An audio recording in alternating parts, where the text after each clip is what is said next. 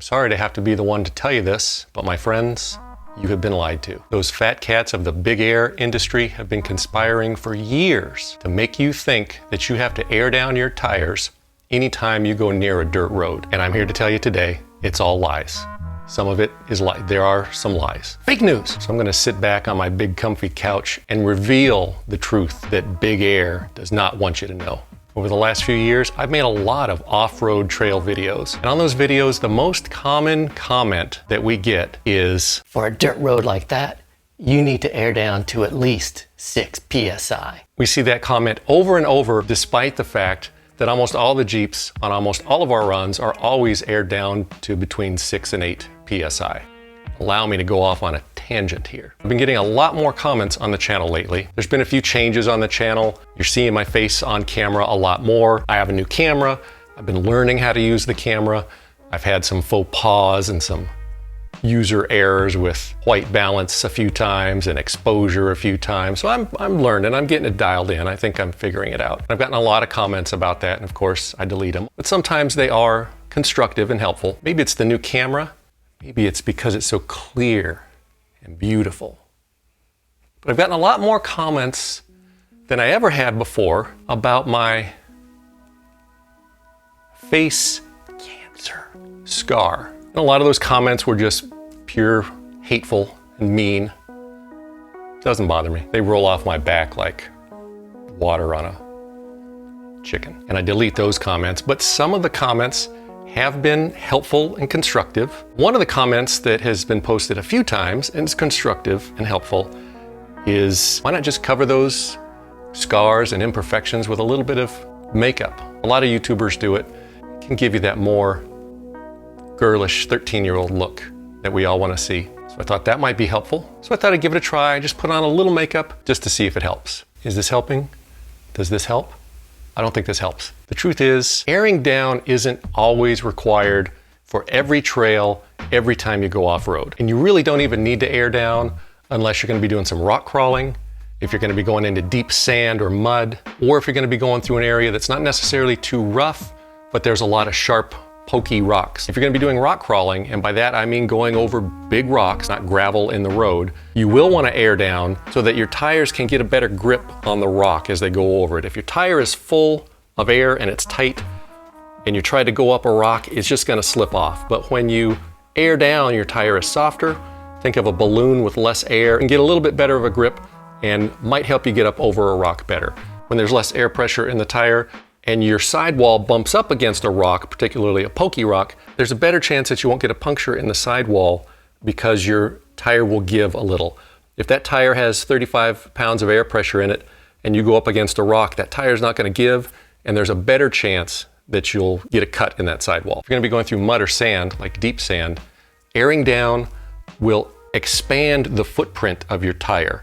It will actually make the tire longer so that you have more surface of the tire touching the ground or touching the sand. That will give you a little bit more traction through the sand. We've seen times when someone was stuck in the sand and all they had to do to get out was just air down, let a bunch of air out of their tires, and they were able to get some traction, just enough to get out and pull themselves out of the sand. Now for snow, I don't like the snow, so I don't really know if it's better to air up or air down. So leave a comment below and teach me on this. I'm never gonna drive in the snow, but leave a comment below and so that the other viewers know what to do in snow, because I don't know. So if you're not gonna be doing some real rock crawling, you're not gonna be going in deep sand, you may not really need to air down. And this is what those fat cats of Big Air don't want you to know. Fake news. So really, in cases where you're not rock crawling and not in the sand, the only reason you would wanna air down is to smooth out the ride. I've said this in many videos, we air down, you don't have to, but we air down because we want that smoother ride. Now in my Jeep, 37-inch tires and a stiff suspension, if I don't air down on even a semi-smooth dirt road, that ride is so rough and so bumpy, it will shake my teeth out. It will literally shake my teeth out. Literally. Some people misuse that word. So airing down will really smooth out the ride. If you're driving a Toyota or any street truck that's not primarily set up for off-roading, a lot of those have a good suspension. You may not really need to air down because the suspension is so smooth, it's like a freaking Cadillac. You could cruise down a bumpy dirt road, full tire pressure, and not even notice that you're on a dirt road. So if you get on a dirt road and that ride is hard and bumpy, that's when you would want to air down. So the big question, and this is where a lot of the experts on YouTube posting comments come in, a lot of them will say, you need to air down to 4 pounds or you're just not an off-roader. And of course, they're idiots. If you just want to smooth out the road, a lot of times you can just go down to 20, 25 pounds, and that might be enough. And you might have to try a few times on a few different dirt roads in your vehicle to see what works and what doesn't. You'll feel the difference. You go down a bumpy dirt road with 35 PSI in your tires, go down to 20 PSI, you'll feel that difference. And then there'll be a sweet spot, 20, 18, 17, where you'll really feel smooth and you'll feel comfortable. And you'll know that that's where you need to be for that type of a road in your vehicle. There's no right or wrong, regardless of what the morons posting comments on YouTube say. It really depends on your vehicle, your suspension, your tires, and your tolerance to having your teeth rattled out of your head. If you're going to be going in deep sand or mud, or you're going to be around some sharp, pokey rocks, you want to go a little bit lower, 12, 16, 18 pounds. And that's a tough one because if you don't go low enough and you scratch your sidewall up against a sharp rock, you're going to learn the hard way that that wasn't low enough. See what the other people in your group are doing, you get an idea, but you're going to want to be in that 10 to 15-ish, 18-ish pounds range. Usually the lower the better, but then that can cause some other issues. I'll talk about that in a second. When you're getting into going over big rocks or where you might want to be climbing up some steep ledges, that's when you want to get down even lower, 6, 8 pounds, so that your tire can really form over the rocks and get better grip. But that's when you have to start being careful about going too low, because one of the issues with going too low is that you can actually pull the tire right off of the rim very easily with that low air pressure. The more air pressure in the tire, the better it stays on the rim. So if you're at low air pressure and you're on a dirt road and you take a curve kind of fast, that tire can pull right off of the bead and then you're riding on your rim. If you're a serious rock crawler, you're going to have bead locks installed. That will let you go down even lower, 3, 4, 5 PSI. And because the bead locks actually physically attach the tire to the rim, then you don't have to worry about pulling the bead.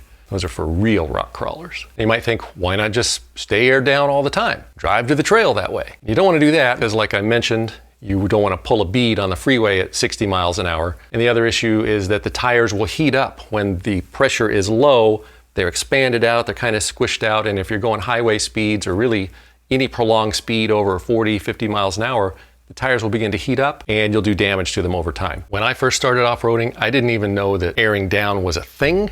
I showed up at a group event one day and everybody said, well, why aren't you airing down? And I'm like, I'm airing down? I don't know what you're talking about. I didn't know how to air down, I didn't know why, but I tried to do it anyway, but I lacked the proper tools. One way to air down is you could just use a key. That was, I think the first time I did it was with a key, just sticking it into the air valve to let it out, and that took forever. You can buy deflators. There's the kind that screws on to the valve stem and goes inside and actually removes the center valve stem. Those allow you to air down each tire very quickly, but because you have to go around and do that on each tire, the overall amount of time it takes is longer. And the risk with those is when you remove that center valve stem, it's very easy for it to come out of the deflator or get lost, and then you've got a tire with no valve stem and then you can't go anywhere. We like to use Ston tire deflators, affiliate links below. This type of deflator, you get a package of 4 and they screw onto the valve stem. So you put one on each tire and it automatically lets out the air. When you first get them, you adjust them to how low you want to go down. You screw them on and you walk away, you come back a few minutes later and they're done.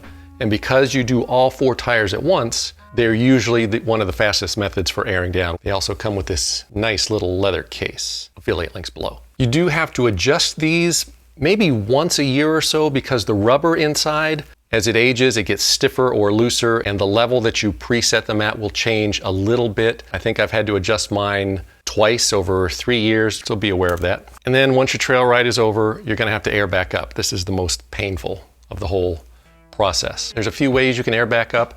One way is just to drive to a gas station where they've got air. Drawback of that is that you have to drive usually on the highway. And like I said earlier, you don't want to be driving long distances at high speeds while you're aired down. You can get one of the small, cheap compressors that plug into your cigarette lighter.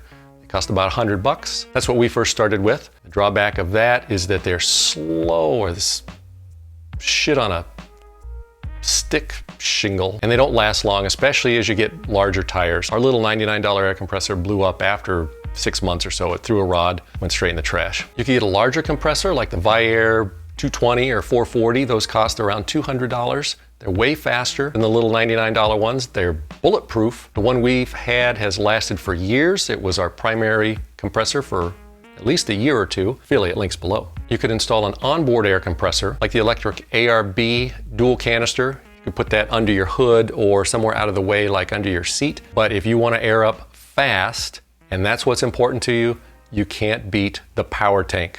Compressed CO2. Now, a lot of people don't like the power tank because you do have to go and get it refilled after every couple of trips. On my 37-inch tires, I'll get 3 or 4 trips out of one large tank. But because what's important to me is being able to air up quickly, the power tank is the best for me. It's not the cheapest, but it is the fastest. Affiliate links below. I think we're done here. Exposed the truth, exposed the misinformation, put those fat cats in the big air industry in their place. And most importantly, we've learned not to pay attention to the stupid comments posted by stupid YouTube commenters. Stupid. If you have questions about any of these airing down or airing up methods, post them below. And if I don't answer them, someone will. Probably wrong. Thank you for watching. We hope to see you on the trail.